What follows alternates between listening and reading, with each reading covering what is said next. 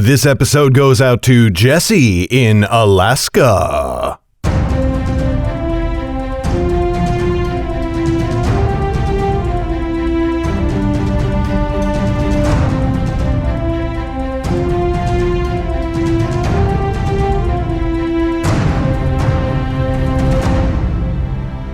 Hi there, Garrett Robinson here. Welcome to the 15th episode of the Nightblade Epic Podcast Season 2.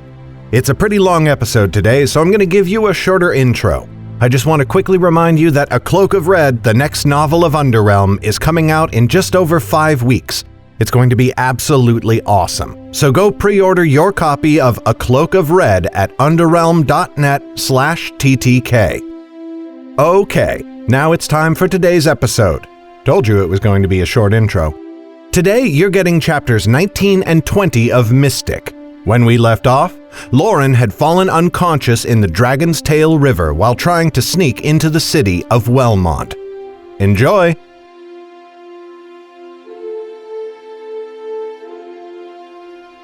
Mystic, Chapter 19. Lauren awoke and found only pain. It burned in her chest, and it attacked her throat as a fountain of water spouted forth. She hacked and coughed, but the water flowed of its own accord, whether she tried to breathe in or out. Why did it keep flowing? She needed to breathe. The last drops finally slipped out, and Lauren sucked sweet life from the air. It still burned, but now she did not mind. She rolled onto her stomach, coughing until she thought her heart might stop. Saliva spattered the wood beneath her, and then bile as she vomited. A sour, brackish taste washed across her tongue as the day's fish fled her stomach in a rush. "Steady on!" cried Jem. "You nearly got my feet." "Be silent, boy," growled Zane. Lauren felt strong hands roll her over and pull her into a sitting position. Someone struck her back again and again, pounding her until the vomit halted and she could breathe. Lauren tried to tell them to stop, but only a croak came out. Desperately, she tried to push the person away, but her hands flailed uselessly against them. The effort nearly made her faint again, and she collapsed into the person's arms, feeling her vomit-soaked lips soil their clothes. She found it impossible to care. "You are all right. You are alive. Can you sit up?" She did not know the answer at first, did not even understand the words. Slowly they became clear in her mind. Almost she fell over again, but by placing a hand on the ground to either side, she managed to keep upright. "I am all right." Her voice sounded awful, like some vile creature from a dark tale. "Hardly," said Zane. Lauren looked up at him and saw the last remnants of light fading from his eyes. "Magic." "You saved me." "Something I learned upon the seat," said Zane. "Moving the water from a person's lungs is not so difficult, once you know how." She dissolved into a fit of coughing. "Thank you." "I think I had little to do with it," he said gruffly. "Death seems to avoid you like a leper, though the same cannot be said for peril." As her head cleared and she looked up to see Jem, Lauren slowly remembered what had happened. The darkness of the river, the rushing waters, a flailing, grasping hand. Jem stood there, soaked but safe, a curious look in his eyes. Bubble crouched not far away at the edge of the stone wall that rimmed the river. But Annis... "Where is Annis?" cried Lauren. "She is alive," said Zane, though hardly unscathed. He pointed and Lauren followed his gaze. They were several paces from the city wall.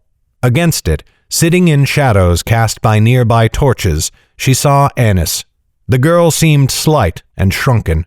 Her cheeks were wet from the river and were made wetter still by the tears that poured from her eyes. "Annis, are you all right?" Lauren tried to stand, but her limbs betrayed her and she collapsed to the cobblestones. She had to move in a sort of sliding crawl, slithering along the ground like a snake. "Stop," said Annis. She got up and ran to Lauren's side, helping her sit up again. I am fine. I am unhurt. Only what I did, you almost—" She could not speak more and bent her head to hide her face. "This one grew frightened beneath the river gate." Bubble had not spoken since Lauren awoke, but now he hobbled closer on all fours. "Both children went mad, screaming at Bubble and Stream in the water. Bubble decided to push them under the gate and chose the smaller child to bring up. Stream was supposed to move this one, but when she struck at him in fear, Stream ran away." The wirt hung his head, clearly ashamed. "I was surrounded by blackness," said Annis through her tears. "I thought I would drown there, and I could not find anything to save me. Then I felt your arm, though of course I did not know it was your arm. I thought it was some thing come to seize me in the darkness. So I fought until I felt the gate, and I swam for the top. But you—" "I am all right," said Lauren. She reached out and dragged Annis into an embrace. The girl's clothing was clammy against her skin, but Lauren did not care. "I am alive, and you are too." "I would have died were it not for you," said Annis. "I will never forget that." "All quite silly, if you ask me," said Jem. "I did not think it so bad when Bubble carried me." "Stream has done a great evil," said Bubble, head still bowed. "Bubble is sorry. Bubble will ensure the masters know what Stream has done. They will punish him." "As well they should," said Annis, some of her tears turning to anger. "He nearly got me killed." Bubble flinched, shrinking like a wilting flower. Lauren put a hand on Annis's shoulder and spoke calmly. "What is done, Bubble. You must forgive him. He was probably as frightened as Annis when she attacked him. And without you, we would be starving beyond the walls of Wellmont. Please, speak nothing of this to your people, and tell Stream that we are all right." Bubble's head lifted slightly. Bubble does not know the word." "We forgive him," said Lauren. "You have both helped us beyond measure. Do not punish him for that." Bubble blinked twice, slowly, the thin film of his eyelids glistening in the torchlight. "This is a good thing that you do. A grand thing. Bubble thanks you." Lauren felt herself blushing, warm against the chill of her wet clothes. Anyone would do the same. Above them, Zane looked back and forth warily. "We need to move on, and quickly," he said. "If anyone were to see 4 soaked strangers sitting by the river gate, it would not take long to work out how they entered the city, and they would think we were invaders." Lauren nodded to him and turned back to Bubble. "You have our gratitude, Bubble. If ever you require my help, consider me at your service." "And that is no idle promise," said Jem. "That is the promise of the Nightblade." Bubble blinked. "Bubble does not know this word." "Hush, Jem," said Lauren hastily. "Nightblade is her," said Jem, pointing at Lauren, "and she is the greatest thief in the 9 lands, or soon will be. She is cloaked in darkness, and no lock can keep her from coin or treasure." "Jem, enough!" barked Lauren. All of them flinched and looked around for guards. She went on in a whisper. "That is enough. Bubble, we must leave. If ever I pass by your lands, I will try to visit you again and bring a token of my thanks. Until then, farewell, and do not forget to tell Stream that Annis is all right." Bubble nodded slowly. "Bubble will do this. Farewell, Nightblade." He turned and leaped into the water, vanishing with hardly a splash. Lauren turned on Jem. "Just what was all that about? I am cloaked in soaking, filthy clothes, not darkness." "Words of your deeds have already spread throughout Cabris," said Jem, shrugging. "Why should they not spread farther?" "You are being ridiculous," Lauren growled. Bubble has seen us do no deeds except nearly drown in a river." "Some have grown famous for less," said Jem. They slipped into the city's dim torchlight, searching for an inn where they could dry themselves and sleep. Fortunately, it did not take long to find one, and the innkeeper greeted them joyously. They soon learned that the city had nearly emptied, as all in Wellmont grew fearful of the army at their gates. Thinking quickly, Lauren lied and said they planned to stay for some time, and at the prospect of such business, the innkeeper offered them a free dinner. Lauren had wondered how they would pay for their room, but Zane produced a coin from a hidden pocket in his coat. Lauren raised an eyebrow, for she had thought the wizard spent all his money on provisions after they left Redbrook. Zane shrugged. "I learned long ago never to spend my last coin unless I had no other choice." And that seemed to be the truth of it. The free meal was fortunate, for they had no money with which to buy food. Lauren did not know how they would pay for a second night if they stayed in the city. They huddled near the common room's fire to dry off, for they had no clothing to change into except in their packs, which had gone beneath the river gate with them. They devoured their fare and traded glances from hooded eyes. It was Annis who finally broke the silence. "What will we do tomorrow?" "Live in an alley, I suppose," said Jem.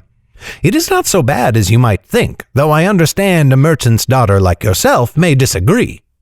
"We will have to find somewhere to work for coin," said Zane, "at least enough to pay for passage from the city." "How?" said Annis.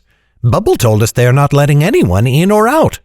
"Not through the river," said Zane, "but mayhap we can leave by the northern road.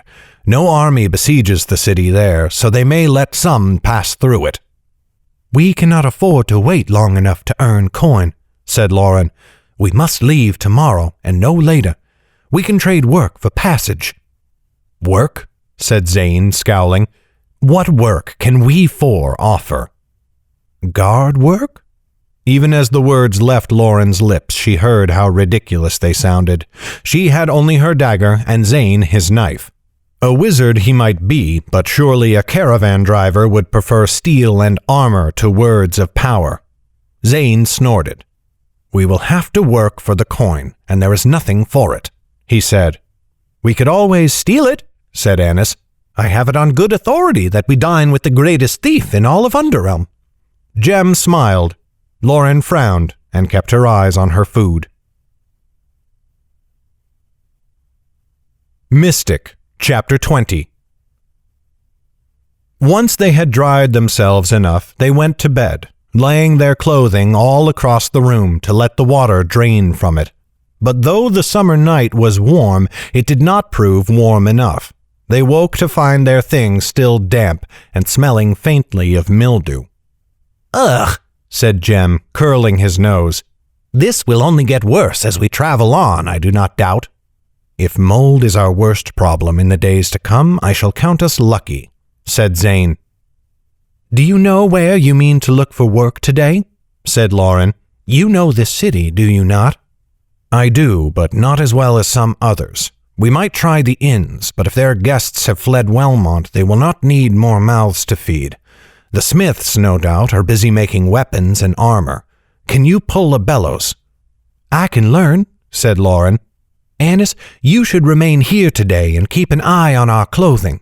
You can take it down to the fire a few pieces at a time to help it dry faster." "I wish you fortune plying honest trade," said Jem. "As for me, I will gather coin in the manner to which I am accustomed." "Meaning steal it," said Annis, sniffing slightly. "You are yourself a thief, do not forget." Lauren pushed Annis gently on the shoulder. The girl had not quite recovered from her fright the night before, and Lauren wanted to bring her out of it. Those who lived in fear were often unpredictable and hard to count on at need. Annis gave her a wan smile in return. They asked the innkeeper, who did not know any smiths looking for hands, but recommended they try the craftsman's quarter at the city's northwest end. So as Annis began laying out their clothing, they set out upon the city's streets. Jem decided to tag along, saying, "Where there are crafts and trade, there is coin." Certainly it seemed the marketplace would have purses to lift.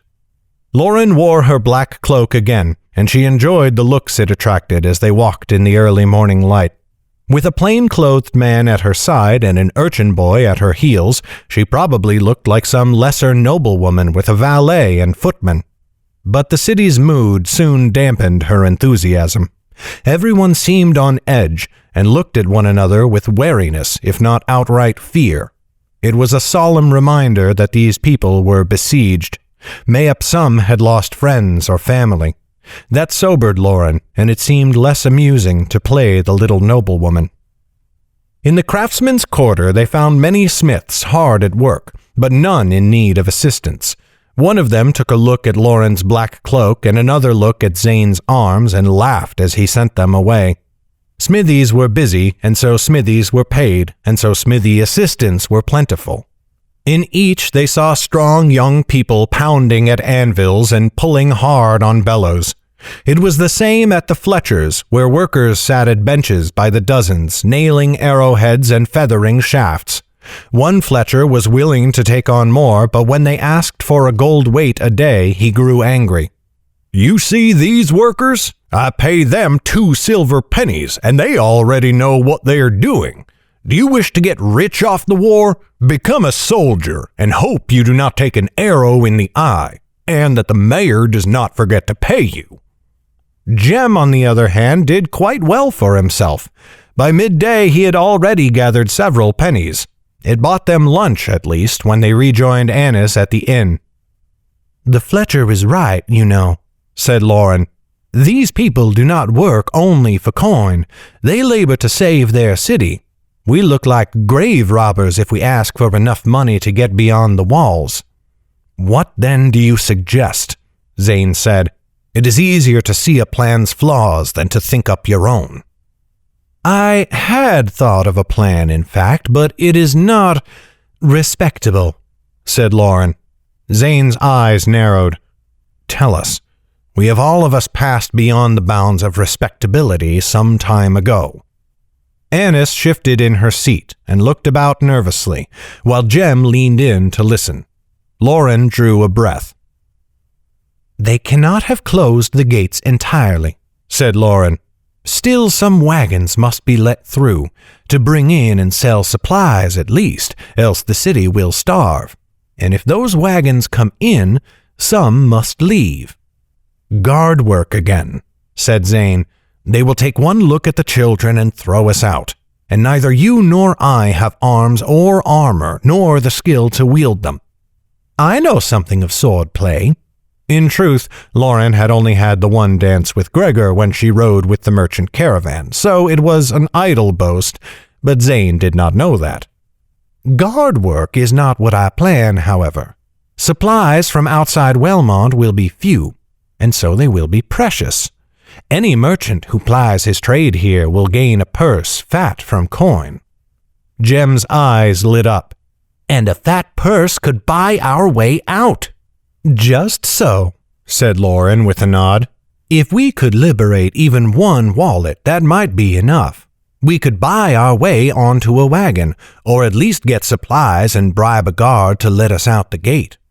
"The Nightblade you are indeed," said Jem as he laughed. Lauren frowned at him. But Zane still looked dour, and his nervous twitching increased. "I think you view the task too lightly. It would not do you well to believe all the stories you tell others about yourself. Are you a master thief in truth, or only in aspiration? For no merchant will simply leave a purse hanging idle, its strings awaiting the kiss of your dagger. They will keep their coin hidden, and they will have guards." Lauren shrugged. "Then ignore the merchants. Seek the craftsmen who come here from their farms and villages. They will have thinner purses, but a thin purse unguarded is better than a fat one under lock and key." Zane looked at her in surprise. "These are not wealthy folk you mean to rob. I had not thought you so ruthless." "It is not ruthlessness," said Lauren angrily. "It is necessity. Do you think I jest when I say another army marches upon this place? I know what I mean to do. I grew up in a village of simple craftsmen. Losing the sale of a single cartload will cause no one to starve, only to tighten their belts for a few months. If we do not escape Wellmont, and soon, we invite our own doom."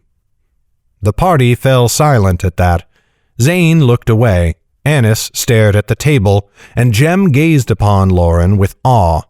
She saw a respect in the boy's eyes that had not been there before, something beyond his usual affection. She was not sure whether to be pleased. Zane picked at his elbow, and his eyes drifted to Annis. "I should come, in case you are discovered and more powerful measures are required to aid your flight. Annis, too." "Why Annis?" said Lauren. "She has the stones. I might need their aid again." Something came over Zane as he spoke, and Lauren did not like it. His eyes gleamed with a curious light, akin to and yet unlike their glow when he used his magic. His lips drew back from his teeth, and the hunger in his face was unmistakable. Lauren felt the desire to move away. "We mean to prey on peasants, not wizards," she said. "You should come, yes, but Annis should remain to guard our gear, paltry though it may be." Zane's mood soured. "If you do not respect my counsel, then you may excuse yourself from my help. I will stay too, and help Annis tend to our things." Lauren felt a pit form in her gut.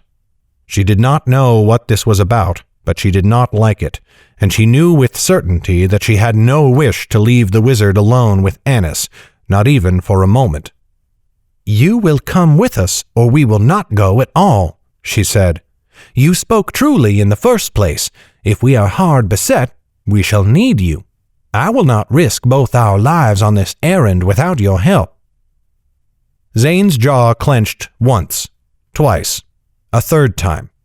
The fingers of his right hand ceased their endless picking and formed into a fist.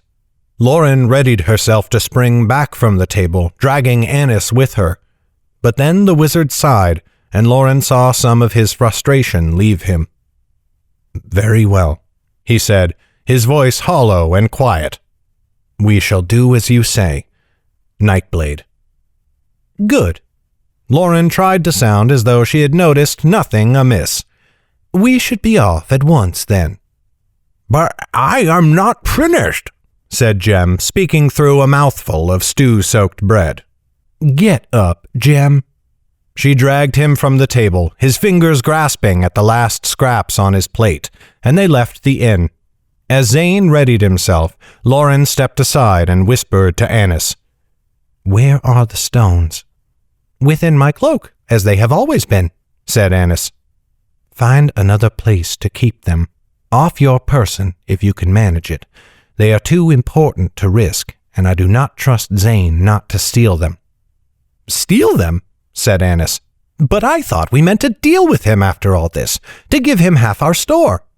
"We did. That is, we do," said Lauren, correcting herself hastily. "But he may mean to claim his share early, leaving us with nothing." "Is he dangerous?" Annis looked over Lauren's shoulder to where Zane had stooped to lace his boots. "He is a wizard," said Lauren. "They always are." "Are you ready, girl?" came Zane's voice behind her. Lauren turned with a smile. "Ready and eager. The Nightblade prepares to strike again." Zane snorted, and for a moment he seemed his old self. "You are far too taken with that name, as well as the dreams behind it." Then his face grew hungry again, as his eyes fell upon Annis. Lauren swallowed hard. "All great tales start with a name. Let us be off." This has been a production of Legacy Books, written and narrated by Garrett Robinson. The music in this podcast was created by Will Musser. Check out his incredible work at willmusser.com. That's WILLMUSSER.com. Today's letter is O. Thank you for listening. Bye-bye.